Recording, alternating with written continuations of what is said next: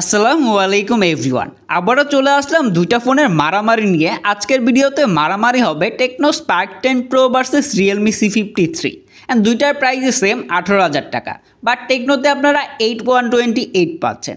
And এই decision যারা নিতে পারতেছেন না যে এই দুইটার ভিতরে কোনটা আপনি নেবেন, কোনটা আপনার জন্য বেস্ট হবে, তারা এই ভিডিওটা ফুল দেখে ফেলেন, তাহলে বুঝে যাবেন কোনটা কোন কোন দিক দিয়ে বেস্ট হবে।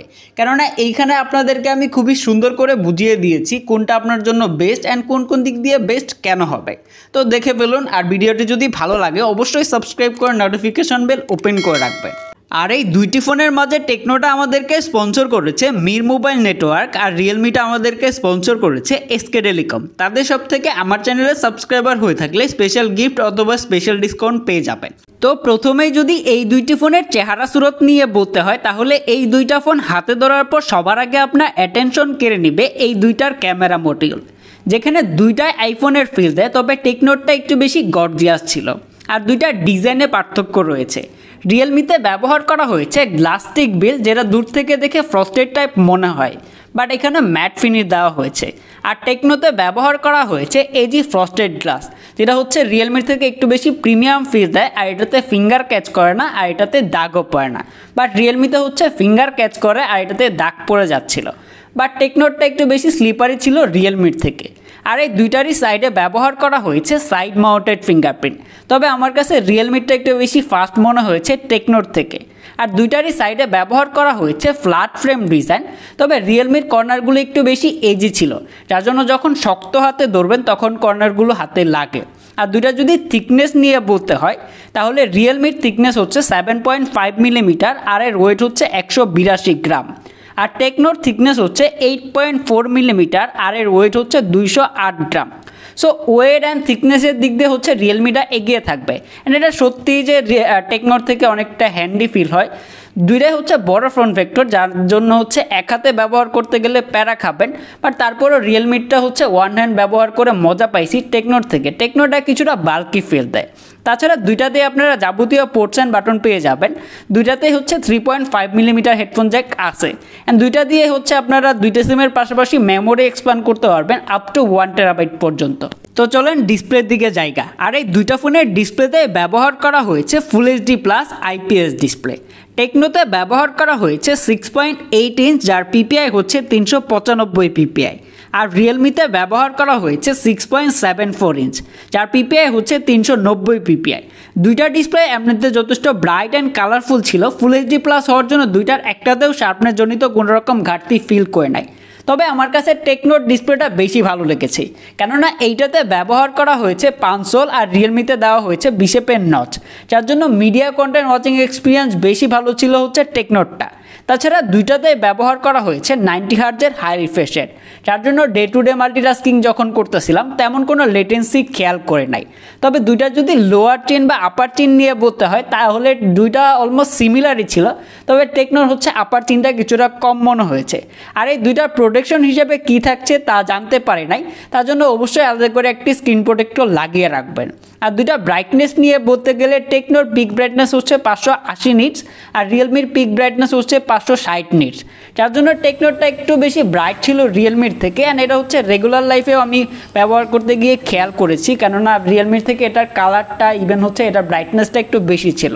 যদি এর ক্যামেরা নিয়ে বলতে হয়, তাহলে দুইটি ফোনের রেয়ারেই থাকছে ডুয়াল ক্যামেরা সেটআপ, আর দুইটারই মেন ক্যামেরাতে ব্যবহার করা হয়েছে 50 মেগাপিক্সেলের মেন সেন্সর, আরেকটা 2 মেগাপিক্সেলের ডেপথ সেন্সর। তবে ফ্রন্ট ক্যামেরাতে পার্থক্য থাকছে। রিয়েলমিতে ব্যবহার করা হয়েছে 8 মেগাপিক্সেলের একটি সেলফি ক্যামেরা, আর টেকনোতে ব্যবহার করা হয়েছে 32 মেগাপিক্সেলের একটি সেলফি ক্যামেরা। দুইটা দিয়ে আপনারা সর্বোচ্চ 1080p 30 fps ভিডিও রেকর্ড করতে পারবেন। তো দুইটার যদি পিকচার নিয়ে বলতে হয়, তাহলে এইখানে রিয়েলমির তোলা ছবিগুলো সবার কাছেই ভালো লাগবে। ইভেন আমার কাছেও ভালো লেগেছে, কেননা এটা টেকনোর থেকে একটু বেশি শার্প অ্যান্ড বেশি ব্রাইট করে ফেলে, যার জন্য টেকনোর থেকে এটা তোলা ছবিগুলো অনেকের কাছে ভালো লাগবে। ইভেন এটা কিছুটা কালার বুস্ট করে, যার জন্য টেকনোর থেকে এটা দেখতেও ভালো লাগে।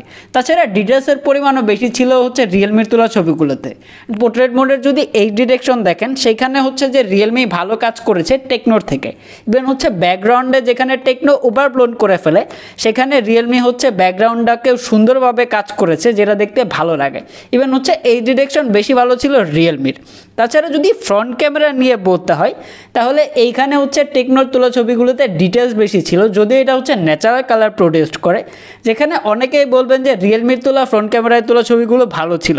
বাট এখানে আপনারা যদি খুব কাছে থেকে দেখেন তাহলে বুঝতে পারবেন টেকনোর তোলা ছবিগুলোতে ডিটেলসের পরিমাণ বেশি, বাট রিয়েলমি হচ্ছে একটু বেশি ফেসটাকে ব্রাইট করে দিছে, ইভেন বিউটি অ্যাড করে দিছে, যার জন্য ওইটা দেখতে ভালো লাগে। বাট যারা হচ্ছে বেশি পরিমাণে ডিটেলস ইভেন হচ্ছে ন্যাচারাল স্কিন টোন চান তাদের জন্য হচ্ছে টেকনোর তোলা ফ্রন্ট ক্যামেরার তোলা ছবিগুলো বেশি ভালো হবে।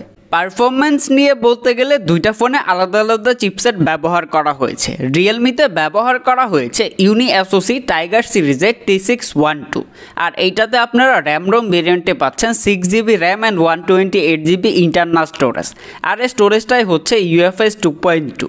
অপর দিক দিয়ে টেকনোতে ব্যবহার করা হয়েছে মিডিয়াটেক হিলিও G88, যেটা হচ্ছে 12 নানোমিটার আর্কিটেকচারে বিল্ড করা, আর এইটাতে আপনারা র্যাম রোম ভেরিয়েন্টে পাচ্ছেন 8GB RAM and 128GB internal storage, আর এই স্টোরেজটাই হচ্ছে eMMC 5.1। তো এই দিক দিয়ে রিয়েলমিটা এগিয়ে থাকলেও যখন হচ্ছে দুইটা দিয়ে আমি বেঞ্চমার্ক টেস্ট করি, রিয়েলমিটা হচ্ছে সিঙ্গেল করে 416 অ্যান্ড মাল্টি করে 1497 স্কোর করে, সেখানে টেকনোটা হচ্ছে সিঙ্গেল করে 432 অ্যান্ড মাল্টি করে 1419 স্কোর করে। দুইটার যদি ডে টু ডে মাল্টিটাস্কিং, তারপর হচ্ছে regular multitasking, apps opening, game play সব কিছু করতেছিলাম, সেখানে হচ্ছে রিয়েলমির থেকে টেকনোটা বেশি ফাস্টার ছিল। ইভেন যখন দুইটা দিয়ে আমি অ্যাপস ওপেন করি, স্পিড টেস্ট করি, সেখানে টেকনোটা এগিয়ে ছিল রিয়েলমির থেকে। তো চলুন এখন আমরা এই দুইটা ফোনের ভিতরে অ্যাপস ওপেনিং করব, স্পিড টেস্ট করব, আপনারা দেখে নেবেন যে কোনটা আসলে ক্লিয়ার উইনার ছিল।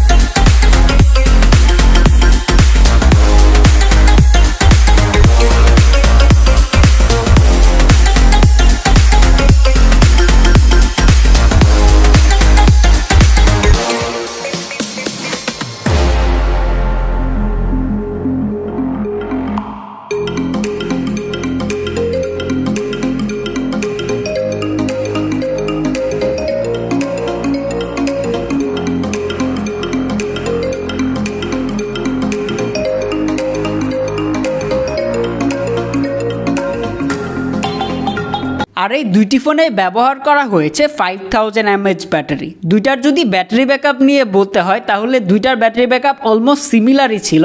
দুইটা দিয়ে হচ্ছে যারা মডারেট ইউজার আছেন, day to day multitasking, social media browsing এরকম কাজ করেন, তারা হচ্ছে একদিনের মতো ব্যাটারি ব্যাকআপ পেয়ে যাবেন অনায়াসে।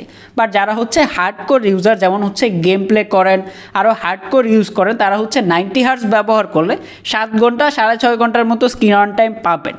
তবে এখানে আবার রিয়েলমিটা এগিয়ে থাকবে, কেননা এটার বক্সে দেওয়া হয়েছে 33 ওয়াটের একটা ফাস্ট চার্জার, আর টেকনোর বক্সে দেওয়া হয়েছে 18 ওয়াটের একটা ফাস্ট চার্জার। সো চার্জিংয়ের দিক দিয়ে হচ্ছে রিয়েলমিটা এগিয়ে থাকবে টেকনোর থেকে। তো 18,000 টাকা প্রাইস পয়েন্টে এই দুইটার ভিতরে কোনটা নেবেন? এখানে আমি কয়েকটা ভাগ করেছি, ভালো খারাপ তো সব কিছু বলেই দিয়েছি। তারপরেও ডিজাইন, ডিসপ্লে, তারপর হচ্ছে পারফরম্যান্স, এই তিনটা পার্টে হচ্ছে টেকনো ক্লিয়ার উইনার। কেননা ডিজাইনের দিকে হচ্ছে রিয়েলমির থেকে টেকনোর ডিজাইনটা বেশি গর্জিয়াস, ইভেন হচ্ছে এটাতে ফ্রস্টেড ব্যবহার করা হয়েছে।